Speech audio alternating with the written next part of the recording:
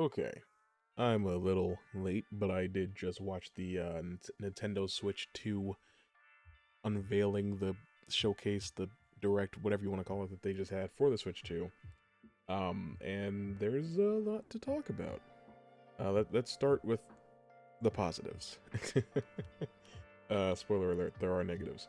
Um, First, I think that the addition of the C button for game chat and like there being a Nintendo camera you can get to basically have a Zoom call while you're playing Mario Kart or Mario Party or whatever. I think that's really cool.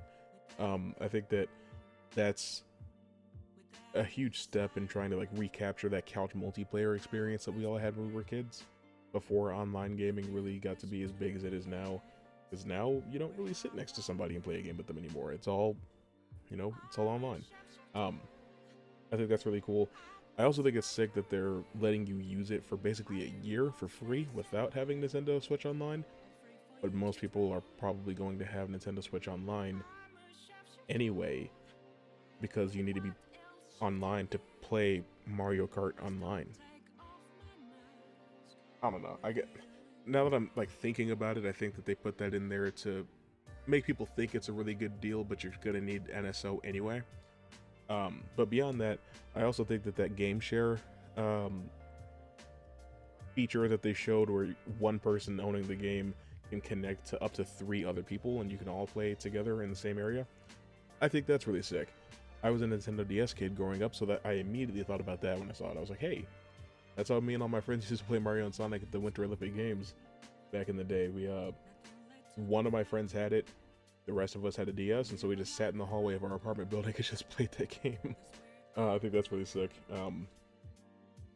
I'm actually really blown away at the redesign for the Joy-Cons. Um, the internal fan on the dock is really cool. No pun intended.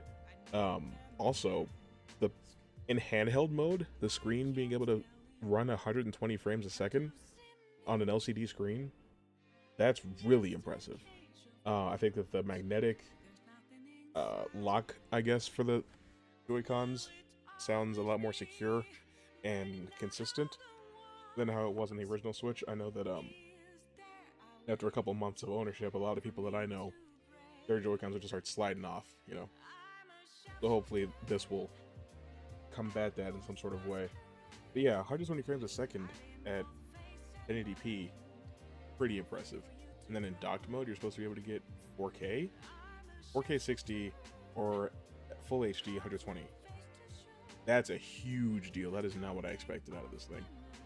Because, for being honest, Nintendo has been behind the curve for 20 plus years now. The N64, while it had more bits than the Dreamcast and the, not the Dreamcast, the Saturn and the PS1, wasn't as powerful, right? The GameCube was weaker than the Xbox and the PS2. The Wii was a lot weaker than the PS3 and 360. But none of that has really mattered because they've still been able to corner the market on just putting out so many different games that people want to play and coming in cheaper than the competitors, usually. But this time, the console seems pretty powerful. There were leaks going around for a while and rumors that the Switch 2 would be comparable in power to a PS4, maybe a PS4 Pro. That seems mostly true here, closer to the PS4 Pro level, because PS4 Pro obviously can get 4K, but it was 4K 30 or it's 1080p 60. So this is still a little stronger than that when docked. I don't know how consistent that is. I don't know really how much I believe it, considering that it is such a small form factor. But I mean, I guess only time will tell, right? I think it's pretty sick that it's getting, that like so many Nintendo Switch games are getting upscaled versions for the Switch 2, and that if you already own the game on Switch, you can just buy a little update, like they did with the PS4 to the 5 and the Xbox One to the Series. You just update purchase the upgrade, get your enhanced graphics, your frame rate, all that stuff. I think that's really cool. Not crazy about the like phone app integration that they had where it's like you can get GPS, you can get Google Maps in your freaking Tears of the Kingdom. That's weird. I think that's a little too much online dependence, but I think that that's just Nintendo trying to innovate however they can. There's not really a new gimmick this time around, because I've been saying this about Nintendo for a while. That ever since like the GameCube, they've had like a gimmick, or even before that, the Virtual Boy had a gimmick. And being the Virtual Boy, the Game Boy was the first like viable handheld gaming system. The oh gosh, what am I thinking about? The GameCube was small and transportable. The Wii had these cutting edge motion controls. The Wii U had this big gamepad, and the Switch is a hybrid handheld and home console. And now that we're there, I feel like we've kind of reached peak gimmick when it comes to Nintendo. You kind of have to wonder, like, where could they possibly go next? What's the next thing they could try to do? And it seems like for now they're going to stick with the Switch, which makes sense, right? There's such a huge install base. It's sold like 120 million units. There's millions and millions and millions of people out there that have Nintendo Switch games that are going to want to continue to play their Switch games. And it looks like the Switch carts are still going to be usable on the Switch 2, which is awesome. What's up, everybody? I do want to give a brief interruption to this video. Whatever I'm talking about, I'm sure I'm yapping quite enough, but just give me a couple extra minutes of your time real quick. I want to talk to you about today's sponsor, which is me, or more specifically, my Patreon. You see, YouTube has kicked me out of the partnership program again. And what happens when they do that is that they suppress my videos. So not only do I not make any money off of what I'm working so hard on and putting out for you guys to watch, they're also making it harder for you guys to see what I'm actually making. So I have to work twice as hard to get nothing back from YouTube. Now, that's not your guys' fault. I'm not blaming you. I don't even want to make it your responsibility. But you guys seem to like the work that I do here. You guys have given me so much support and told me so many nice, heartwarming things over the years. And so part of me believes that maybe you want to support me more directly. So that's why I've brought the Patreon back. I've reworked the tiers. I've adjusted some of the prices, adjusted some of the rewards. There's a whole new layout. It looks different. There's a loyalty program with a little bit of merch in there. I've revised the merch as well so that you can get it more directly. I'm also looking forward to that aspect because that means I get to work on new designs, new items. There's just stickers and mini prints there for now. I don't want to get into like t-shirts or sweaters or anything like that until I have better designs that I want to work on myself. So that's another thing. Like, having the Patreon back, having you guys support me there will motivate me to make more content, to live stream more, to work on music again, to work on my art again. It'll be a give and take on both of our ends. You'd be helping me out a lot just for being able to do this more, take it more seriously, get out this huge backlog of videos that I recorded, because to be honest, getting kicked out of the partnership program again is really demotivating. It's not the first time it's happened, obviously, but things felt different because it was at the start of the year. It felt like 2025 was going to be a year that really put me back where I used to be, where when it comes to doing YouTube and creating content full time. I was optimistic about doing this again, and that kind of got taken away from me. Again, not your fault.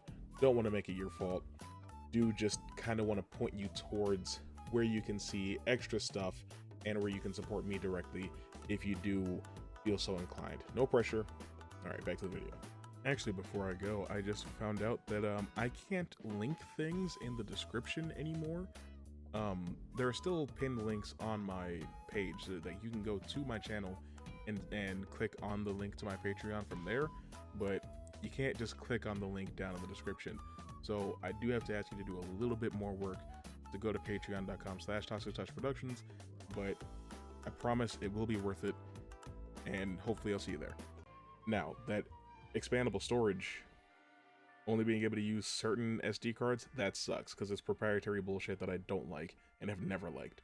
On top of that, I will say 256 gigabytes internal storage on the Switch 2. Pretty nice. It's almost like a smartphone. I have the Galaxy S25 Plus, which I believe has 512. Um, you would probably want something closer to that. However, this is the Switch we're talking about. These games are going to be really small still.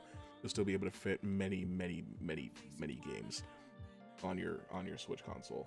So power-wise, it seems like the thing is somewhere between the PS4 Pro and the PS5. I think that's really cool.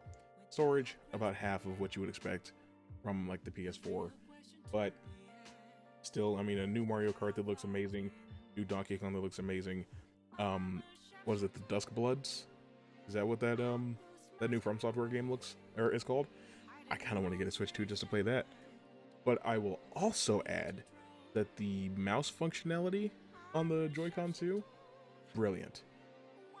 When they demonstrated playing Metroid Prime 4 Beyond in mouse mode, it clicked. That's brilliant. When Cyberpunk comes to the Switch 2, you'll probably want to play it like that.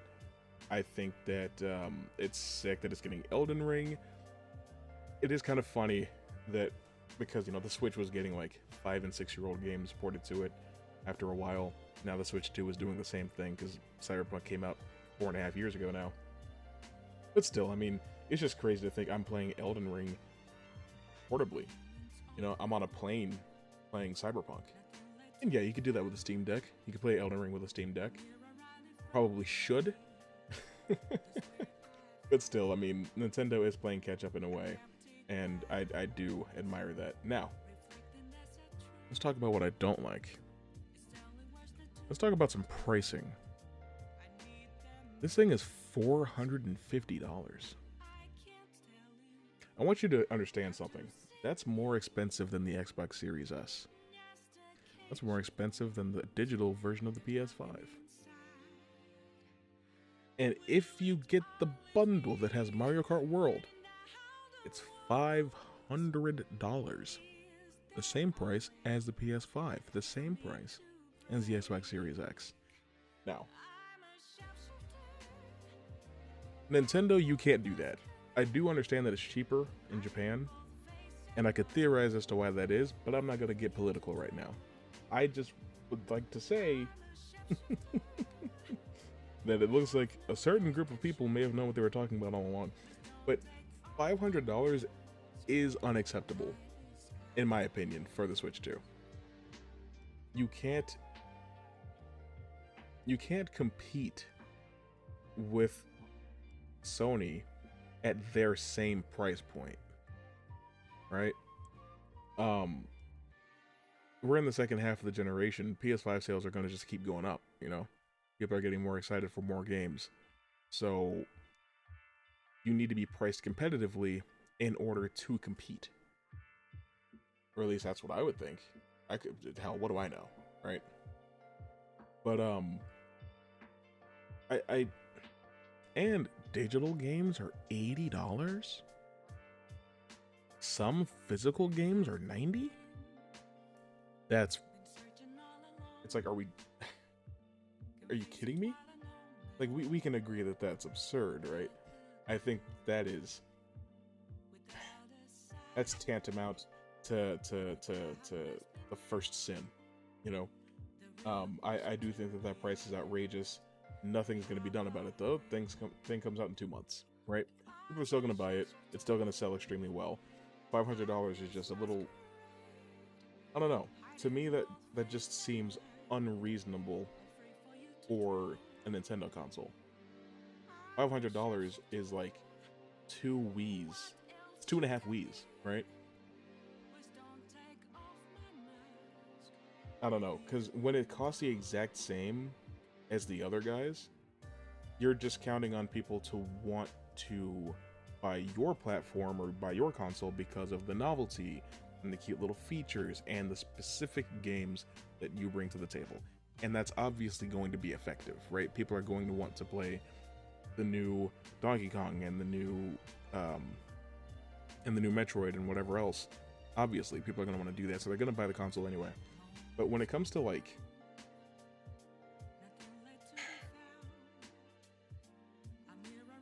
you're buying a console for your family or for your kids, and it's $500. So like, I just feel like the people that